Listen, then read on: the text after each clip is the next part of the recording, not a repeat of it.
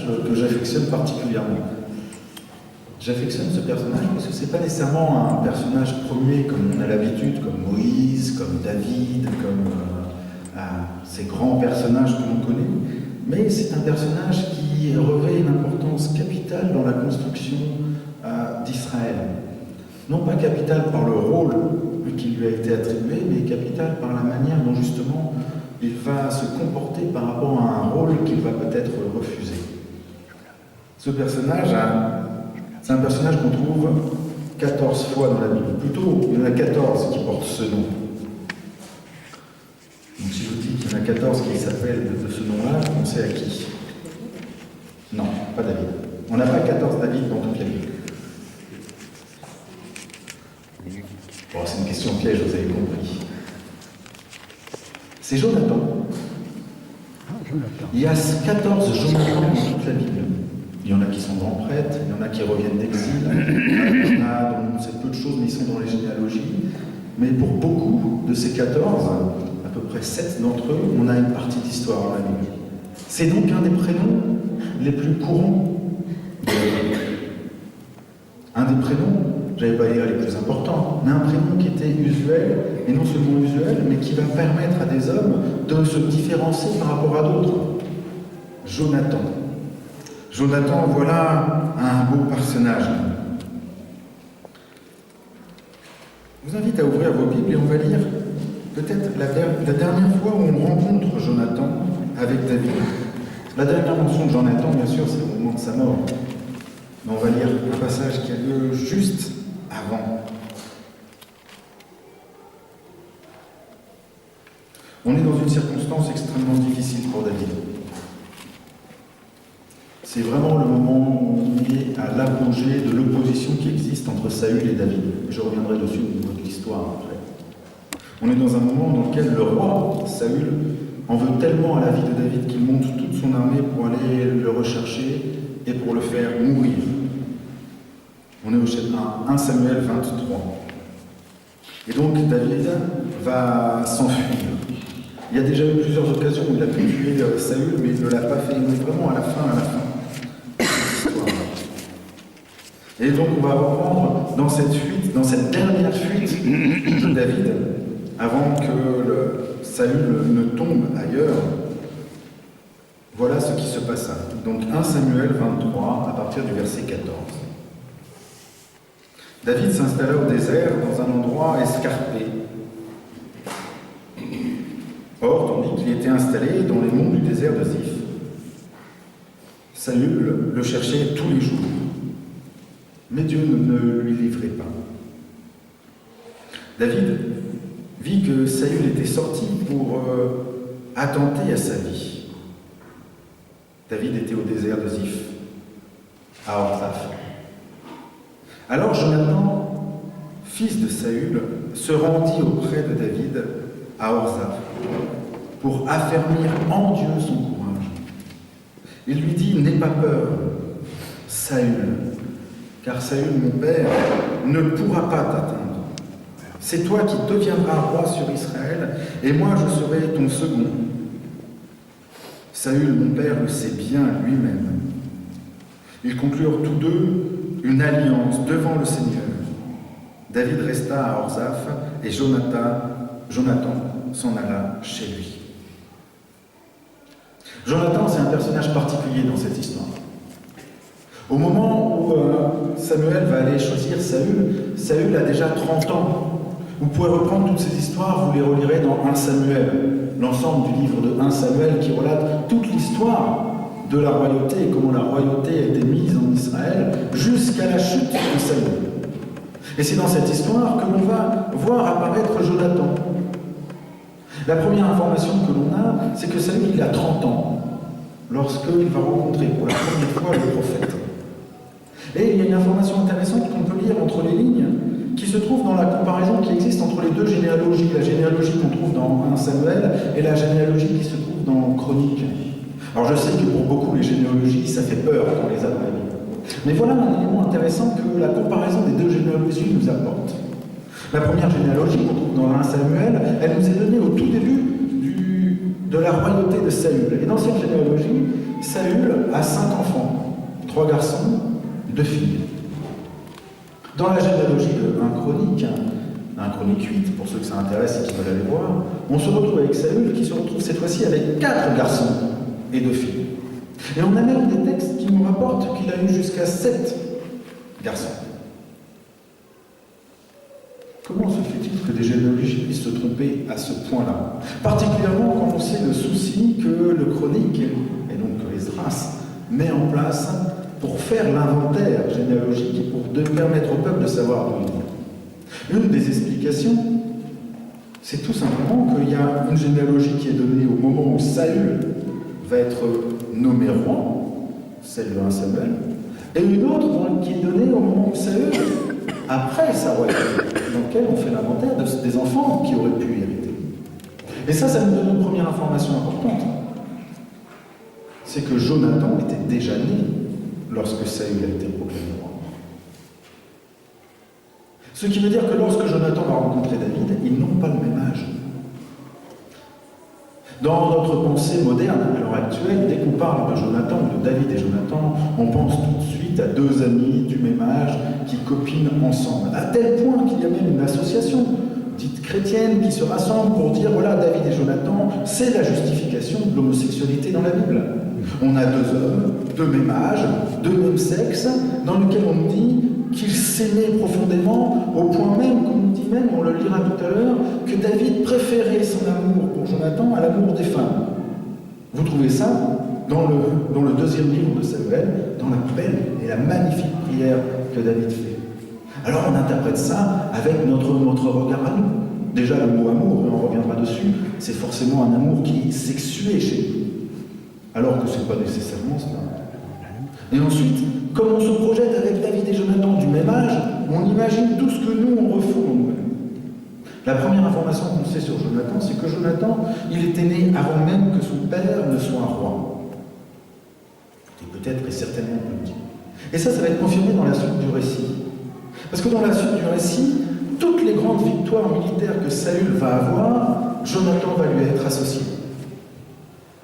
Il va être même dès le début du livre de Samuel associé à son père, au point que, alors que l'armée d'Israël n'est pas encore énorme, puisqu'elle n'est constituée que de 4 000 hommes, 3 000 seront sous la responsabilité de Saül, et 1 000 sous la responsabilité de Jonathan.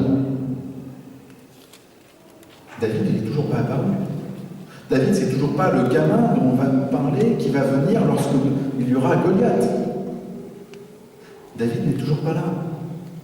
Voilà que Jonathan, avant même que nous parle de David, avant même que cet avorton qui s'occupe des brebis parce qu'il n'a pas la capacité de faire autre chose, ou que ce gamin qui ne peut faire que des allers et retours avec de quoi manger dans sa besace, aille sur le champ de bataille pour voir ses frères, on nous parle d'un homme qui a la responsabilité du quart de l'armée d'Israël. Je vois difficilement comment un gamin de 6, 7 ans, 10 ans, 12 ans, 15 ans peut avoir une responsabilité à ce niveau-là. Bien au contraire. Le peuple lui-même reconnaît dans Jonathan toute cette compétence. Et c'est comme ça que l'on va nous parler au tout début de Jonathan, comme un valeureux guerrier. Et vous vous rappelez peut-être de ces différentes histoires qu'on nous raconte de lui. Il y en a une particulière que j'affectionne. J'affectionne parce qu'à un moment, alors qu'ils sont en face des Philistins, voilà que Jonathan décide de partir avec son serviteur. Il vient, il monte, il gravit, et il escalade un pan rocheux, et arrivé en haut de ce pan rocheux, il va affronter 20 hommes qu'il va terrasser à lui seul. Son serviteur juste donnant la mort derrière lui. C'est glauque, j'en ai conscience. Mais on imagine bien le film que cela pourrait donner. On voit tout de suite les acteurs qui pourraient jouer à l'intérieur. Tout simplement, on pourrait tout à fait imaginer un nouveau... Ah, ça y est, j'ai plus le nom. Bref, c'est pas grave. Celui qui a... Ah, vous imaginez tous les films d'action qu'on peut avoir. Magnifique. Ce Jonathan qui monte plein de courage, qui, voyant une brèche, pour les gens qui ont suivi ça il n'y a pas longtemps, monte et terrasse 20 hommes. Et ça, c'est bien avant que David n'apparaisse, même dans les histoires. Ça, c'est notre Jonathan, un homme plein de courage. Mais il va apparaître à ce moment-là une histoire extrêmement intéressante. Parce qu'il est parti, voilà que Saül fait peser sur le peuple déjà quelque chose de lourd. Il a exigé du peuple que tant qu'ils n'auront pas terrassé l'ensemble des Philistins, aucun homme ne pourra se nourrir. Et le peuple s'affaiblit. Mais il a donné cet ordre-là alors que Jonathan vient de partir. Vous trouvez ça dans 1 Samuel 13. Alors, Jonathan revient. Et là, il voit du miel. Et voilà ce qui se passe. Jonathan n'avait pas entendu, on est dans 1 Samuel 14, verset 27. Jonathan n'avait pas entendu que son père avait fait prêter serment à la troupe. Il avança l'extrémité du bâton qu'il avait dans la main, la plongea dans un rayon de miel et ramena la main à la bouche. Ses yeux se mirent à briller. Une autre traduction, c'est ses yeux s'ouvrirent. Alors, quelques-uns de la troupe lui dirent « Ton père a fait prêter serment à la troupe en disant « Maudit soit l'homme qui mangera aujourd'hui. » Alors la troupe était fatiguée et Jonathan dit « Mon père a attiré le malheur sur le pays. Regardez, je vous prie, comment mes yeux se sont ouverts, parce que j'ai goûté un peu de ce miel. Si la troupe avait mangé aujourd'hui une part du butin qu'elle a trouvé chez ses ennemis, la défaite des Philistins n'aurait-elle pas été bien plus grande? » Quand vous continuerez l'histoire, vous verrez que la colère de Saül va être terrible. Il va convoquer le peuple parce qu'il voit qu'il y a une malédiction, et le sort va désigner que la malédiction ne vient pas de la faute du peuple, mais de la faute de de Saül et de Jonathan. Alors ils vont encore tirer au sort, et le sort va désigner Jonathan. Et Jonathan dira « Oui, j'ai mangé du miel ». Et alors Saül, dans sa colère, voudra mettre fin à la vie de Jonathan. On est bien avant l'histoire de David. Et là, il va se passer quelque chose d'unique dans toute la royauté. Alors que Saül donne l'ordre à cause du serment qu'il avait fait de tuer Jonathan, voilà que le peuple va se rebeller contre son roi. Voilà que les hommes eux-mêmes se rebellent. Voilà ce que dit Saül. Que Dieu fasse ceci et ajoute cela. Tu mourras, Jonathan. Et le peuple dit à Saül, quoi? Jonathan mourrait, lui qui a réalisé cette grande victoire en Israël? Jamais. Par la vie du Seigneur, il ne tombera pas à terre un seul cheveu de sa tête, car c'est avec Dieu qui a agi en ce jour. Ainsi le peuple dégagea Jonathan et il ne mourut pas. Jonathan, cela nous apprend une première chose importante sur Jonathan. Cette première chose, c'est que Jonathan a une conscience aiguisée de la réalité qui l'entoure. Et quand je parle d'une conscience aiguisée, c'est qu'il a une pleine conscience de qui est son père. Il a une pleine conscience que son père s'est fourvoyé par rapport à l'alliance. Et qu'au lieu d'être un roi qui apporte la bénédiction, il est source de malédiction pour son peuple.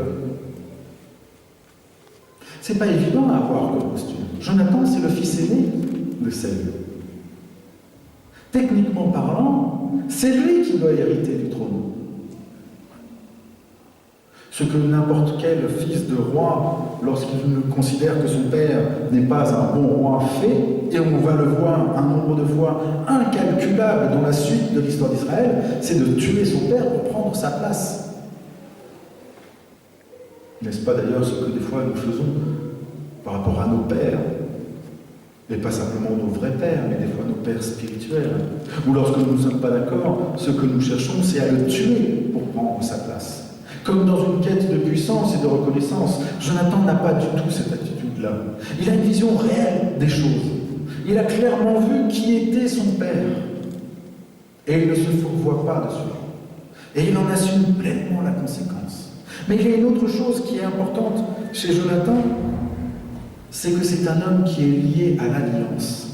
Et ça, on va le voir, parce que dans la suite de l'histoire, Et ça, c'est la deuxième partie de l'histoire de Jonathan.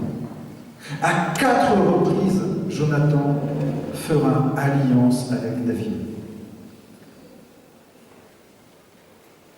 Après cet événement, et vous imaginez le traumatisme pour Jonathan dans sa relation avec son père. Voilà que Dieu va désigner un autre roi. Cela va nous être raconté et affirmé de 3 manières différentes. Le prophète, qui va chercher parmi les fils d'Élie celui qui va être le nouveau roi. Saül, qui devient fou et qui fait appel à quelqu'un qui pourra apaiser son cœur. Et David sera choisi parce qu'il est jeune, parce qu'il sait chanter. Et la victoire sur les ennemis avec Goliath. Et ce que la Bible nous dit, c'est qu'à un moment où Jonathan voit David, son amour pour lui naît. Parce qu'il voit dans cet homme, non pas un enfant désirable, parce que vous avez compris que Jonathan pourrait avoir l'âge du père de David, mais parce qu'il reconnaît en lui celui qui est loin de l'Éternel. La première personne qui va reconnaître la royauté de David, après Samuel, qui va oindre David, c'est Jonathan, qui va reconnaître en cet homme celui que Dieu a choisi. Et là, je vous laisse peser ce que ça veut dire pour Jonathan. Si Jonathan reconnaît que c'est David qui doit être le roi, c'est-à-dire que lui, l'héritier, ne le sera pas. Et cela, il ne peut le faire que d'une seule manière. C'est parce qu'il a une conscience de l'alliance de Dieu plus grande que celle que les hommes créent. Il y a quelque chose de plus grand que l'héritage des hommes. Il y a quelque chose de plus grand que la victoire sur les champs de bataille. Il y a quelque chose de plus grand que de pouvoir être reconnu comme un valeureux guerrier pour lui. Il y a l'alliance que Dieu a faite avec son peuple.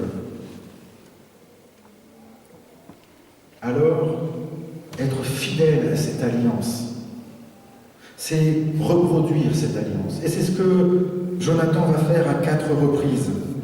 Vous retrouvez ça dans 1 Samuel 18, 19, 20 et 23, celle que nous avons lue, plus particulièrement.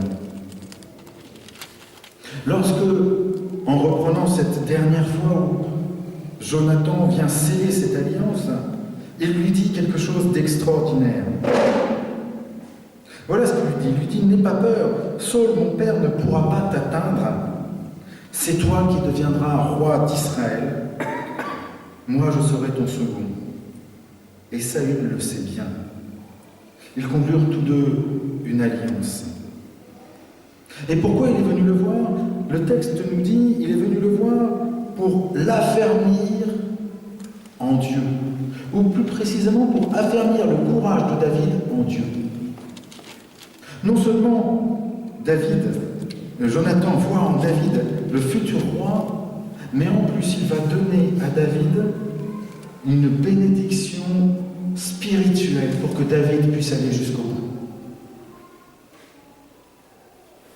Il ne regardera pas ce que les hommes attendent, n'aura pas peur de la colère de son père, et on sait à quel point les colères de Saül sont terrifiantes, puisqu'il ira jusqu'à vouloir à 2 reprises, et pas simplement dans l'histoire que je vous ai lue, tuer son propre fils. Et voilà qui va venir apporter à David ce lien d'alliance qui va permettre à David d'être béni par Dieu et reconnu par Dieu. Et c'est maintenant que je vais vous parler du nom et de la signification du nom de Jonathan. La signification du nom de Jonathan, ça veut dire Dieu a donné. Non pas Dieu a donné naissance à un enfant. Ce n'est pas le nom qu'on donne à un enfant parce que tout à coup on était stérile et qu'un enfant vient. Ça, c'est des Samuel, c'est des gens, on en connaît d'autres. Non, c'est Dieu a donné, c'est-à-dire qu'à travers cet enfant, nous faisons mémoire de ce que Dieu a fait pour nous. Nous faisons mémoire à travers lui de l'alliance que Dieu a conclue avec son peuple. Nous faisons mémoire de ce que Dieu a donné. Et ce que Dieu a donné, c'est beaucoup de choses pour Jonathan. C'est l'alliance avant tout.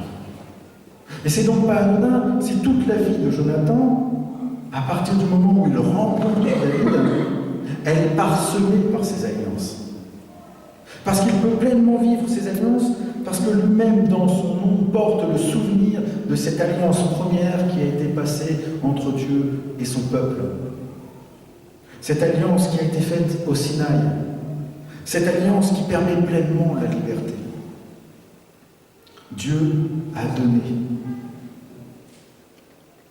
Au jour d'aujourd'hui, nous sommes chacun d'entre nous appelés à être des Jonathan. Et appeler à être un Jonathan, c'est d'abord nous souvenir de ce nom. Dieu a donné. Combien de fois dans nos vies spirituelles, nous avons un nom qui ressemble plus à « nous, Dieu, nous te demandons ».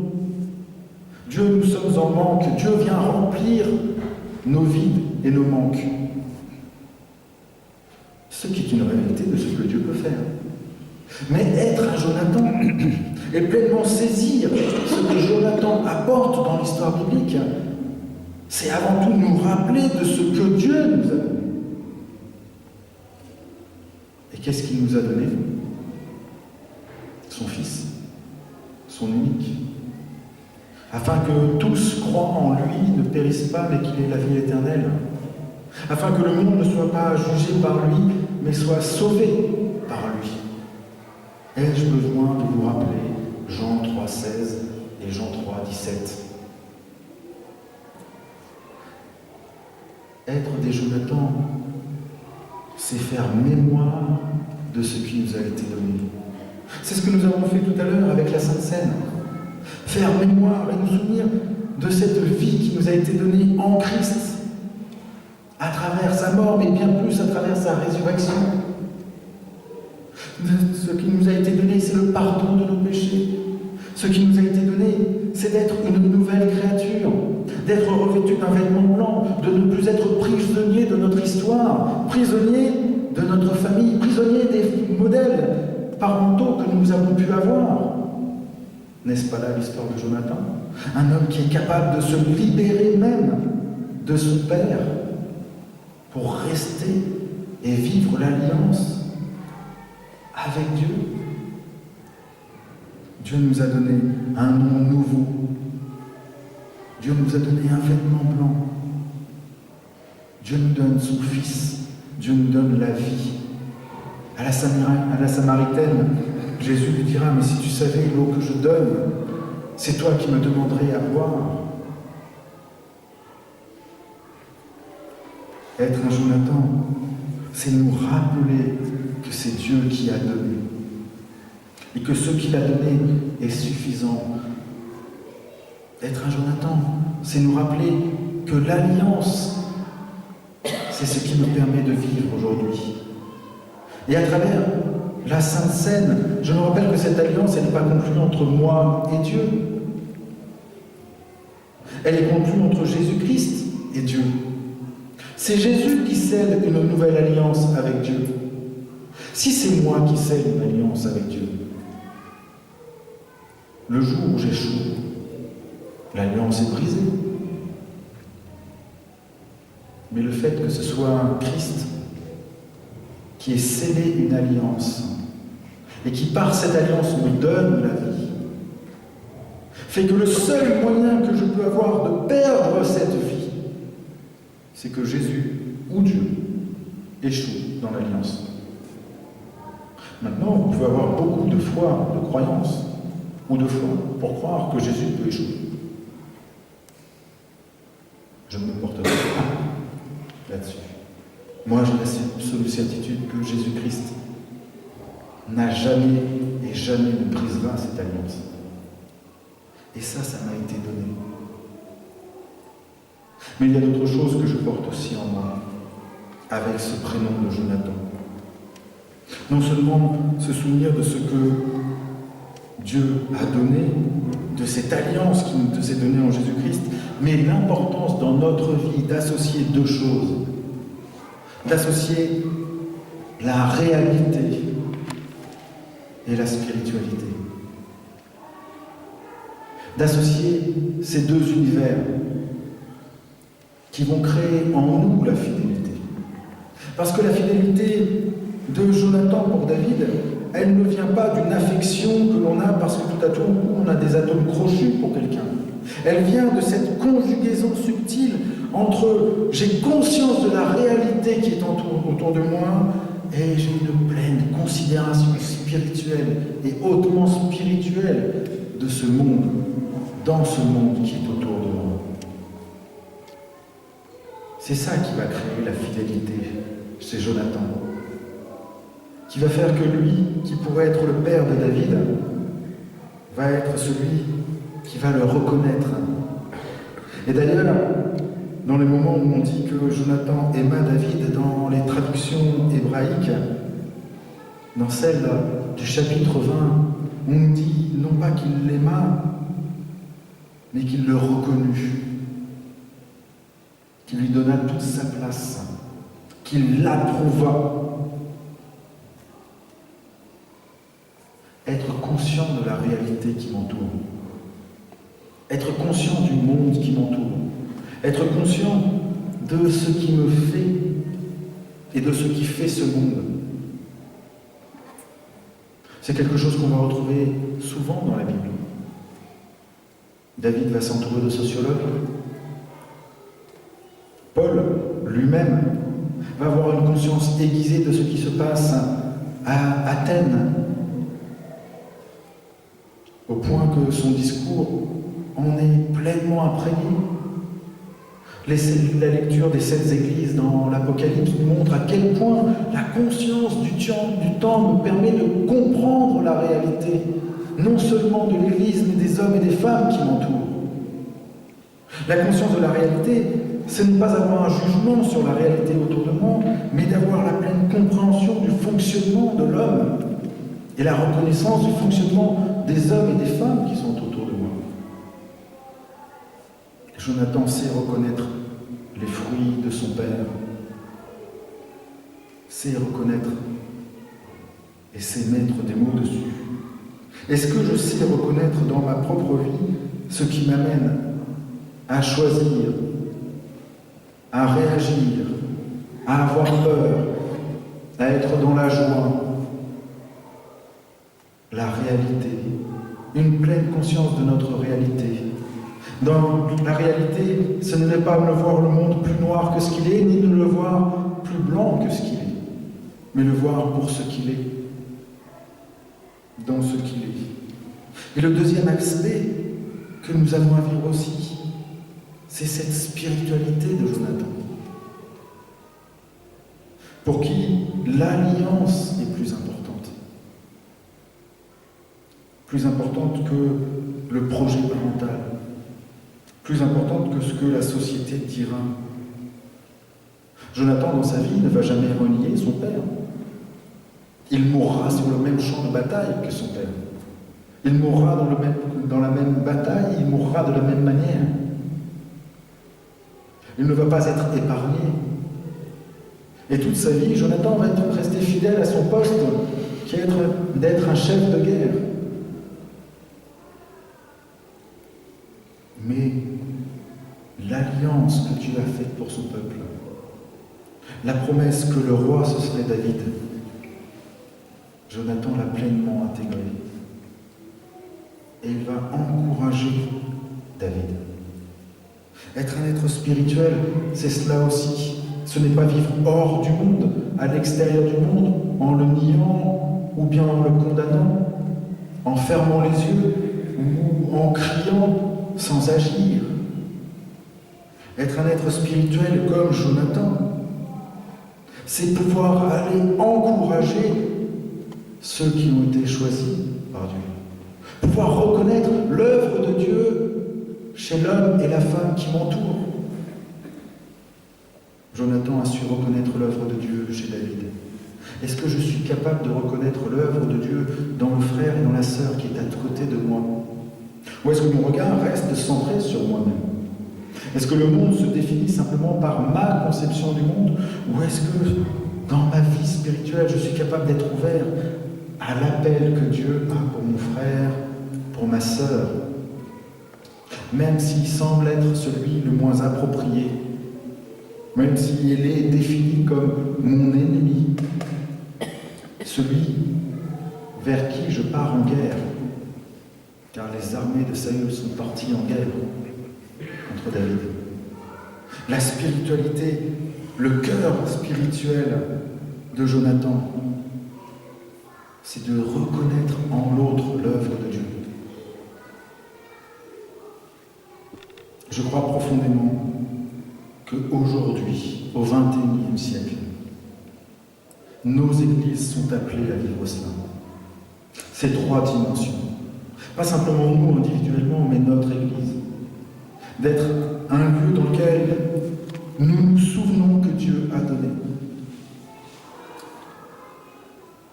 Mais aussi d'être une Église qui a conscience de la réalité qui l'entoure.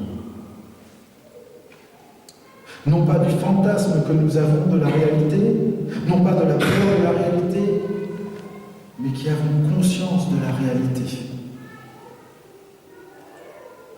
Mais aussi une Église qui est capable de voir dans chaque homme et dans chaque femme, pas simplement dans l'Église, mais à l'extérieur, l'œuvre de Dieu qui veut s'accomplir.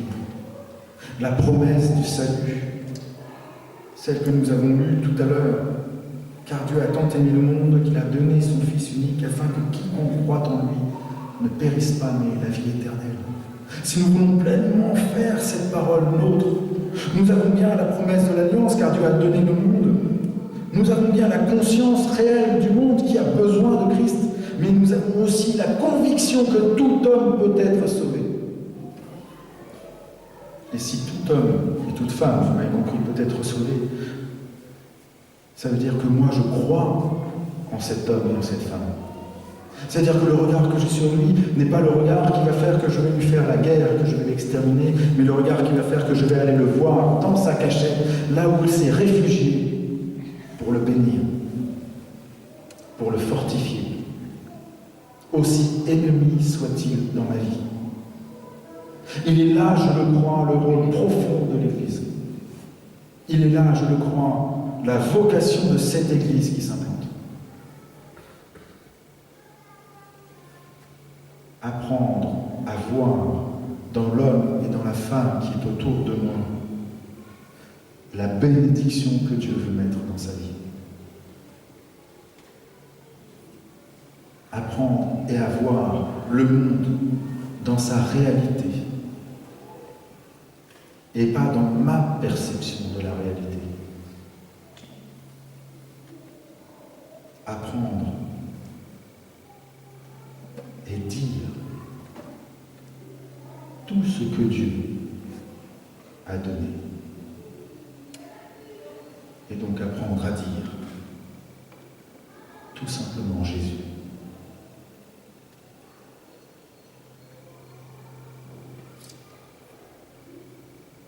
Alors que ce prénom et que ce Jonathan ne soit pas qu'un personnage dans la Bible d'une fresque héroïque, mais qu'aujourd'hui nous puissions chacun d'entre nous devenir ces héros dans les deux sens du terme.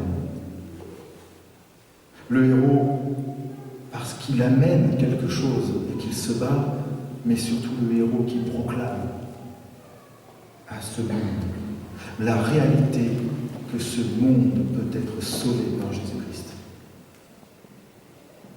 Et que tout a déjà été accompli, une fois pour toutes, à la croix. Que nul n'est suffisamment pécheur pour être exempt de la grâce. Qu'il n'y a aucune situation, aucun choix dans la vie des hommes qui soit plus fort que l'alliance qui a été conclue pour nous par Jésus-Christ sur la croix.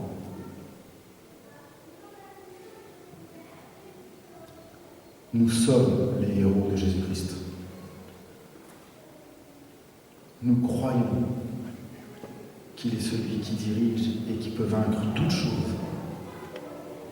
Alors, pour reprendre ces paroles de Jésus, allons et faisons de toutes les nations des disciples.